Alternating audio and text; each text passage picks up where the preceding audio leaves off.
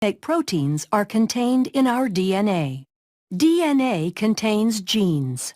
A gene is a continuous string of nucleotides containing a region that codes for an RNA molecule.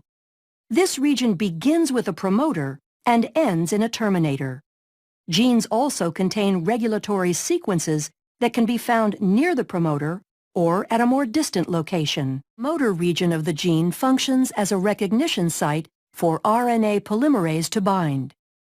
This is where the majority of gene expression is controlled, by either permitting or blocking access to this site by the RNA polymerase. Binding causes the DNA double helix to unwind and open. Then during elongation, the RNA polymerase slides along the template DNA strand.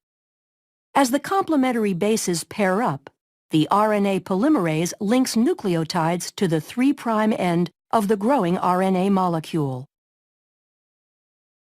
Once the RNA polymerase reaches the terminator portion of the gene, the messenger RNA transcript is complete, and the RNA polymerase, the DNA strand, and the messenger RNA transcript dissociate from each other. The strand of messenger RNA that is made during transcription includes regions called exons that code for a protein, and non-coding sections called introns. In order for the messenger RNA to be used in translation, the non-coding introns need to be removed, and modifications such as a 5' cap and a 3' poly A tail are added. This process is called intron splicing and is performed by a complex made up of proteins and RNA called a spliceosome. This complex removes the intron segments and joins the adjacent exons to produce a mature messenger RNA strand that can leave the nucleus through a nuclear pore and enter the cytoplasm to begin translation. How is the information in the mature messenger RNA strand translated into a protein?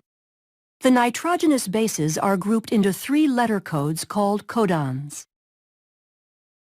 The genetic code includes 64 codons. Most codons code for specific amino acids.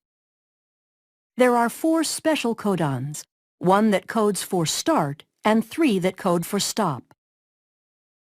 Translation begins with the messenger